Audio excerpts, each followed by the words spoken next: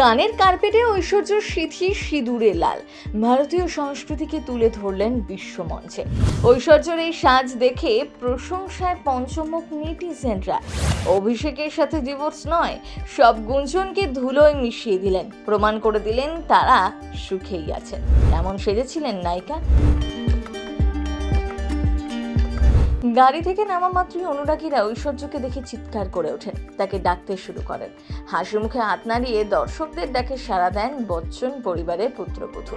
কানের মঞ্চে একাধিকবার দেখা গিয়েছে ঐশ্বর্যকে, তবে সিথিতে সিঁদুর পরে দেখা যায়নি তাকে। বিচ্ছেদ জল্পনা মাঝেই ভারতীয় বধূ বেশে ঐশ্বর্যকে দেখে যেন খানিকটা চমকেই যান অনুরাগীরা। শাস্ত্রমতে স্বামীর মঙ্গল কামনায় সিঁদুর পরেন হিন্দু ভারতীয় নারীরা। অভিনেত্রী সিঁদুর পরে কানের মঞ্চে অংশ নিয়ে বুঝিয়ে দিলেন অভিষেকের সঙ্গে দাম্পত্য সম্পর্ক মোটেই ভাটার টান নয়, বরং প্রেমের জোয়ারেই ভাসছেন তারা। এই সিঁদুর ঘিরেই এখন চর্চা তুঙ্গে, কারণ বেশ কিছুদিন ধরেই বলিপাড়ায় গুঞ্জন চলছিল অভিষেক ঐশ্বর্যের বৈবাহিক সম্পর্ক নাকি টালমাটাল। আর সেই গুঞ্জনের মাঝেই ঐশ্বর্যের এই সাজ তাকে অপূর্ব লাগছিল। কখনো শোনা গিয়েছে শাশুড়ি জয়া বচ্চনের সাথে খাপ খাওয়াতে পারছেন না ঐশ্বর্য, সে কারণেই নাকি বিচ্ছেদের ভাবনা। আবার কেউ কেউ দাবি করতেন শাশুড়ি নয়, অভিষেকের সঙ্গে নাকি ঐশ্বর্যের মতবিরোধ সবচেয়ে বেশি, তাই জীবনের পথ আলাদা হতে চলেছে তাদের। মাঝে একাধিক অনুষ্ঠানে একসঙ্গে দেখা যায়নি, শুধুমাত্র মেয়ে আরাধ্যার সাথেই দেখা গিয়েছে ঐশ্বর্যকে। অবশ্য গত মাসে বিবাহবার্ষিকীর সময় থেকেই সম্পর্ক যেন অন্যদিকে মন নিয়েছে। বিবাহবার্ষিকীতে মেয়ে সহ তাদের দুজনের মিষ্টি ছবি পোস্ট করেছিলেন অভিনেত্রী। আবার সম্প্রতি মুম্বাইয়ের অনুষ্ঠানে একসাথে দেখা গিয়েছে।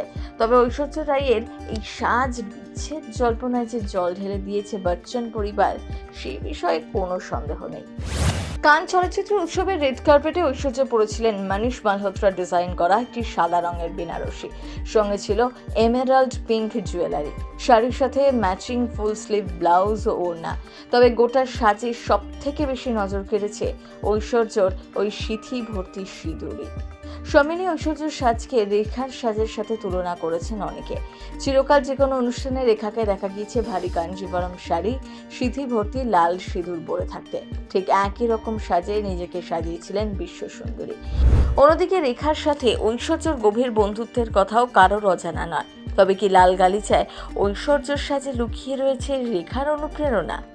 রেখা এবং ঐশ্বর্যের মধ্যে মিল খুঁজতে যখন সকলে ব্যস্ত, ঠিক তখনই সোশ্যাল মিডিয়ায় আবার একটি নতুন পোস্ট করলেন অমিতাভ বচ্চন। কান চলচ্চিত্র উৎসবে বৌমার সাজ সোশ্যাল মিডিয়ায় ভাইরাল হওয়ার পরেই একটি নতুন পোস্ট করেন বিগ বি। যদিও ঐশ্বর্যকে নিয়ে তিনি কিছুই লেখেননি, গত কয়েকদিনের মতোই আবার একটি সংখ্যা লিখে পোস্ট করেছেন। এই রহস্যময় সংখ্যাগুলো মানে কি, কেনই বা সংখ্যাগুলো পোস্ট করছেন তিনি, সেটা এখনো অজানা। প্রথম বাংলা ব্যুরো।